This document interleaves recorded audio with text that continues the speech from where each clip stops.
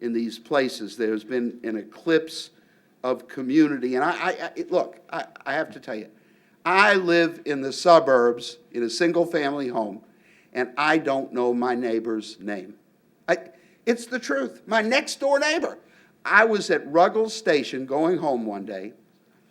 Swear this is true.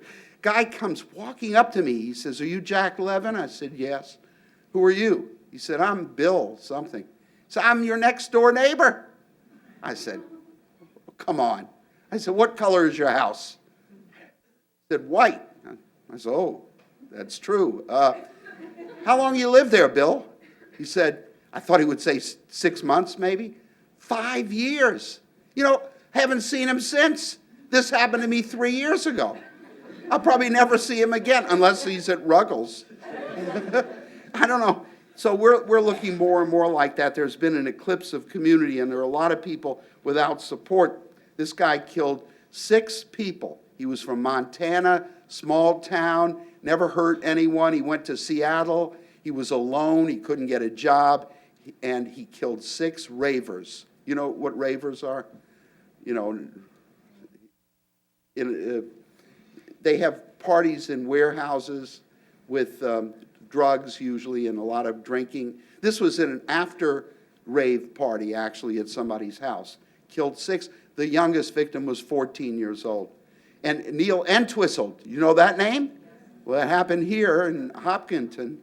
He was from England. He killed his wife and his infant daughter in 2006. He was from England. While he was in England, he was very successful. He had a good job as an engineer. He had his family with him, all of the institutions to protect him and defend him and give him encouragement, a little pat on the back. He moves to Boston because his wife was from Boston, and he's alone. His relatives are gone, couldn't get a job, got really deeply in debt, was over his head, had this expensive house that they had rented in Hopkinton, and he killed his wife. He blamed her. And, you know, in a weird way, he's probably right about that. He moved probably because he loved his wife. She wanted to be near her family. Didn't work for him at all. So, yeah, it's this idea of not having support. It's such a big deal nowadays.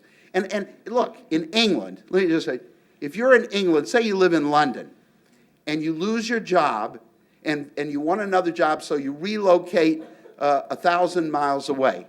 Hey, learn French or Italian. You'll probably cross national boundaries. Here, 1,000 miles, that's nothing. You might be in the same state here. People do it all the time. There are hundreds of thousands of people who relocate, and then they're alone. And that makes a big difference.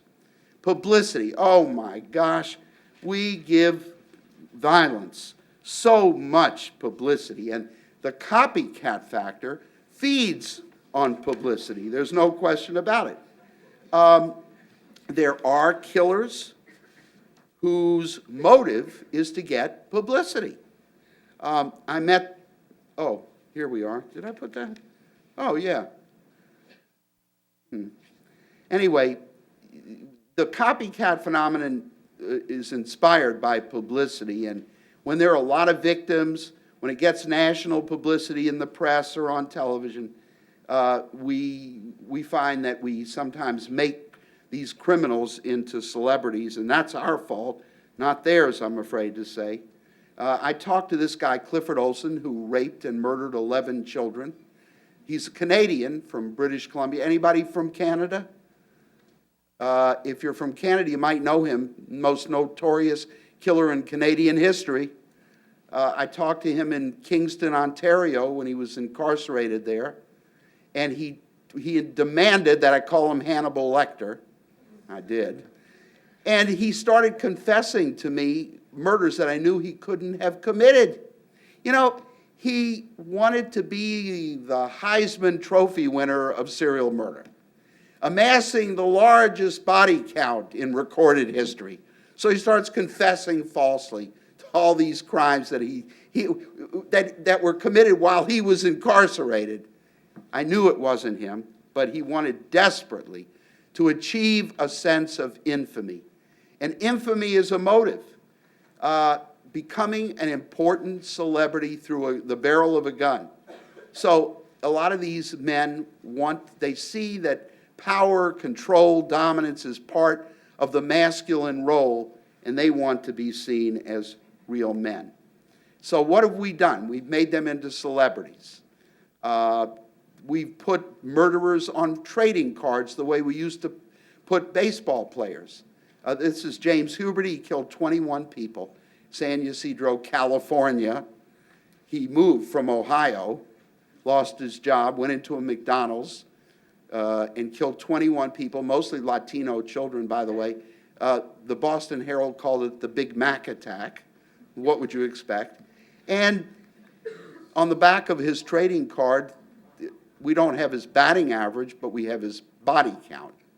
And that you can get these cards for almost every murderer who has achieved any infamy at all. Oh, this is a Jeffery Dahmer action figure. You can get it at burningchurch.com, on the internet. All this makes a nice gift for children. If you have a child, a younger brother or sister or a child, and they're having a birthday, here's a present for them. You hope I'm being facetious. But for adults, there's the Jeffrey Dahmer comic book, which is actually is disgusting. It trivializes the murders. Jeffrey Dahmer was on the cover of People magazine 3 times. Why is a cannibal killer, on the cover of a celebrity magazine? It's not a news magazine.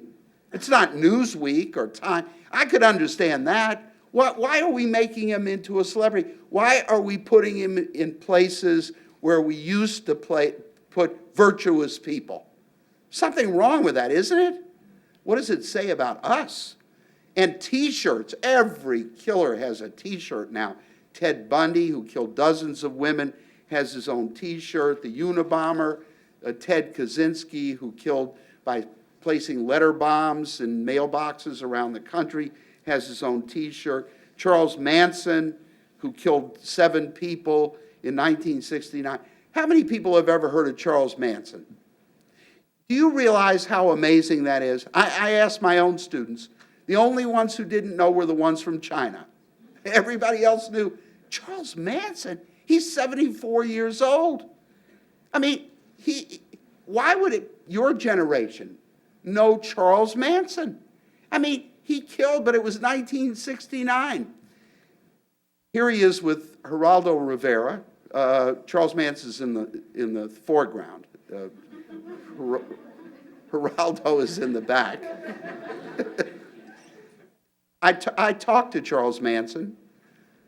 Then after my interview, he sent me this. Oh, he's an ardent environmentalist. ATWA, animals, trees, water, and air. He cares deeply about our environment. He and Al Gore would have a lot in common, I think. Oh, not that Al Gore is violent. I didn't mean to imply that. I hope you understand. It's just that they might otherwise see eye to eye about certain things. And I asked him, does he know that he's, infamous? Quote, the most famous person in the history of humankind. That's what he told me about himself. Now, here's the sad truth. It's only a slight exaggeration. I'd say he's number 3 or 4. It's unbelievable. Keep in mind, throughout most of recorded history, there was no mass media. So, he had that advantage in achieving this infamy, and he took advantage of it by killing a lot of people and doing it in a really bizarre and bloody way so that people still want to read about him. This message about how to achieve infamy by committing violence has not been lost on our young people. I'm sure you know about Columbine. It's like going postal. That was in the 80s. Then in the 90s, it was doing a Columbine. Okay? Well, at Columbine High, Harrison Klebold killed 13 people, 12 students and 1 teacher. That was in April 1999. And guess what? They have their profiles on a T-shirt too. when you get your Ted Bundy and Jeffrey Dahmer and BTK t-shirts over the internet, you can also get a trench coat mafia t-shirt, because that's what they were called by their classmates. So these young people know. The message is so clear. You want to make the cover of People magazine? You want to be a big shot? You want to feel important? You want to be a celebrity? Good. Kill somebody. Oh, and while you're at it, kill a lot of people. Because the larger the body count, the more likely it is that you'll make the cover. And I'm afraid that's the disgusting message that we have given our young people. Look at this. If you don't believe me, think of what happened at Virginia Tech in 2007 when this guy, Cho, killed 32 people. Do you remember how he did it? He went into a dormitory, killed 2 people, and then he took a break. And he walked across the street to the post office and mailed his photos, this is one of them, showing him as a dangerous, powerful person, someone you can't ignore. He mailed it to NBC. And then he walked back to the campus, went into a classroom building, and killed 30 more people. But before he did that, he wanted to make sure that he would be famous. And so he did. And guess what NBC did? They did the irresponsible, unethical thing. They released the photographs to the public, giving Cho exactly what he wanted.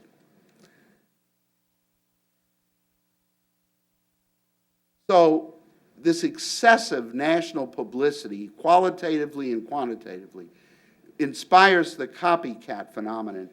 And a lot of times these shooters will be inspired not by the kid down the block or the guy on the next street, but by someone thousands of miles away in some obscure, out-of-the-way place like West Paducah, Kentucky, or Pearl, Mississippi, or Jonesboro, Arkansas, Bethel, Alaska, population 500, but there was a killing. A student killed a principal and a classmate. I mean, you know, you can be inspired now by people whom you've never met and who live thousands of miles away, thanks to cable television and the internet more than anything else. And so, look at this. The unbroken line is the total number of homicides. The dotted line is single homicides. You can see that in the early 1990s, there was a tremendous increase. We had a very high rate of these murders. But then, the murder rate declined precipitously. It plummeted by the late 1990s. But the rate of multiple homicides, you know, lots of victims, actually increased. And that's why, that was during the time when we had these school shootings, one after another with a lot of victims. And that's why they got so much publicity. There were multiple homicides. There were fewer victims in total, but each incident had more victims. So what could have been a local story became a national tragedy. You see what I mean? Because there were so many victims per incident. That really makes a big difference.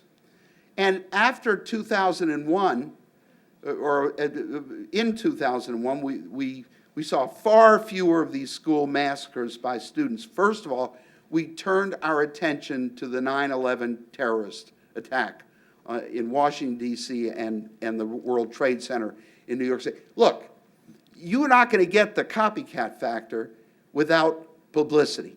And instead of thinking about school shootings, people started thinking about terrorism coming from other countries, international terrorism.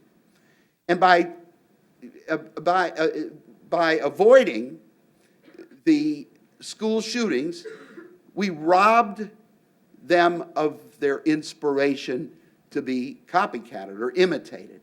And as a result, there were far fewer school shootings. They just didn't get any attention. Why would somebody bother if they're motivated to get a lot of attention? And we broke the culture of silence. Before this, students in the hallway would never report a threat. And